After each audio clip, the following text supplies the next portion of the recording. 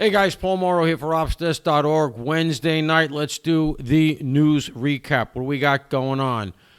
First of all, there is an important development that you're not hearing about much in the news relative to something that the Israelis have developed. But from where I sit and people I talk to, it is a real game changer.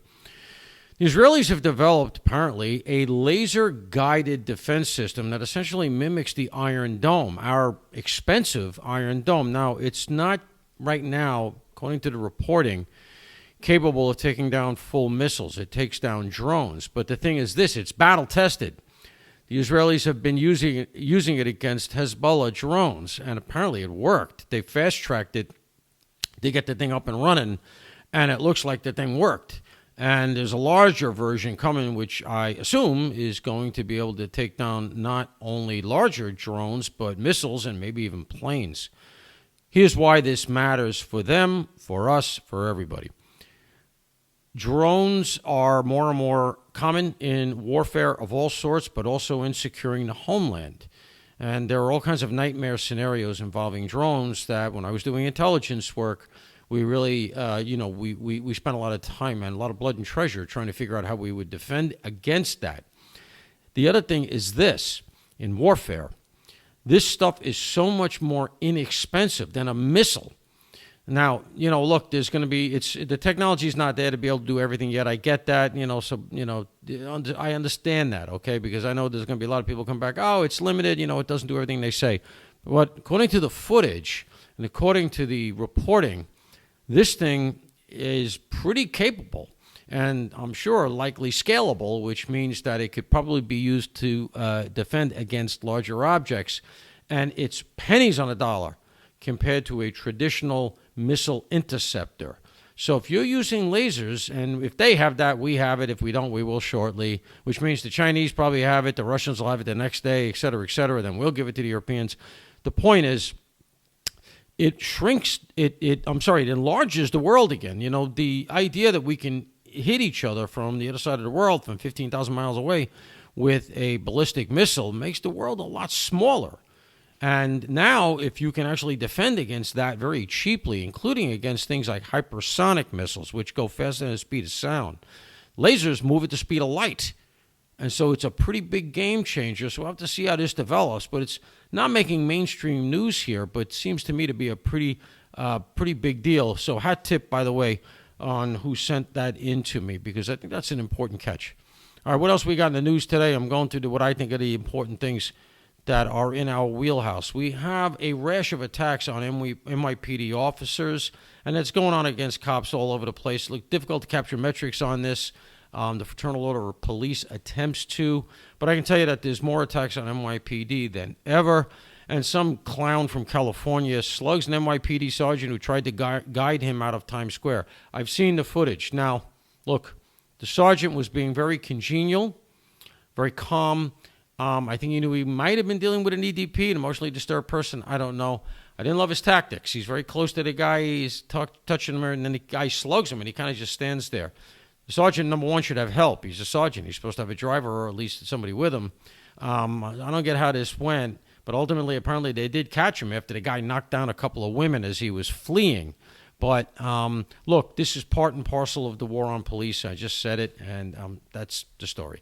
I mean, there's really no other way to put it. The respect for law and order has become so passé, and it's because the police still represent about the last bastion of traditional institutional thinking that we have in this country. The left has undermined pretty much every other aspect of government and of American institutions. They've creeped into education, government, obviously, entertainment.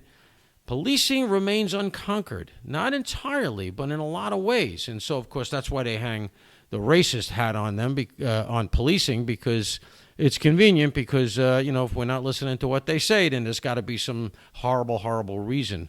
Never mind the fact that, as I've mentioned elsewhere, NYPD is majority minority and has been for like 15 years. Lastly, we got this other story about the crypto king who had to give himself up in the Hamptons.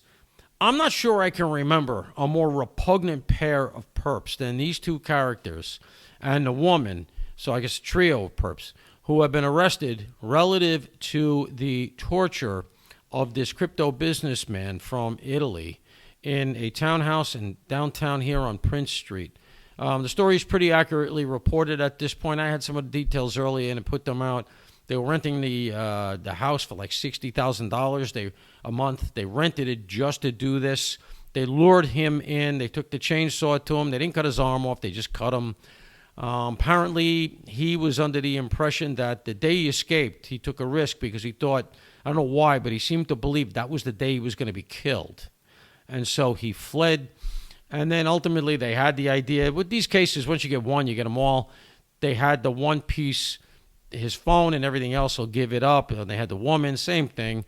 But this last guy that they captured is like some kind of, like he looks like some kind of club guy. First of all, he looks too old for that, but that's apparently the role he's been playing. And, he's really a repellent character. He's running around in the Hamptons. It looks like there's photos of him giving the finger to the camera and out in a club. And he was part of this kidnapping, and he's been remanded. And you know what? These guys are going to learn. I don't know why they let the woman out. I'm not sure she was charged with the kidnapping as well. I should look, but the two males, my understanding is they're remanded, meaning they're not getting out. Kidnapping is an A felony. It's not an A1, but it's an A felony. It carries a lot of time. And they're looking at a real serious hit, and it couldn't happen to a pair of nicer guys because they look like a real pair of scales, frankly. And you know what? I got to finish up real quick with Karen Read. Those of you who don't know, 3 o'clock Fridays on Fox Nation. That's the Fox streaming service.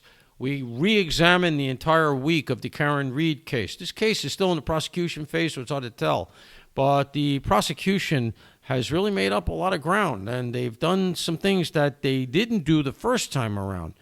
Here's the point I want to make. I'm going through the news here as I'm looking. Here's the point I want to make.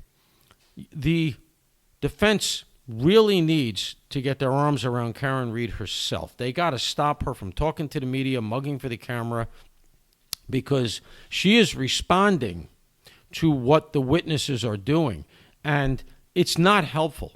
I mean, if the jurors are seeing this, this is going to only taint their opinion of her because, she's going out on the news doing this stuff. I think she's probably making face from what I've seen some expressions in court and so on and so forth. If you're sitting where Alan Jackson is with this case, you got to be saying to yourself, what did I get myself into here? Now, look, he did a very good job the first time around. We didn't get to the defense case. I'm sure he's going to do a very good job there. But Karen Read is not helping her cause any. And if you don't know, one of the things that she did was she did all kinds of news specials, a couple of documentaries. Well, the prosecution in this case, in the retrial, subpoenaed all of that stuff and got it. And so this is stuff that was not even shown in the documentaries. This is stuff that fell to the cutting room floor. Well, some of that stuff is quite embarrassing. Now, she's not going to testify. But by having these clips, it's almost like she is. It was actually a really brilliant tactic by Hank Brennan, the prosecutor.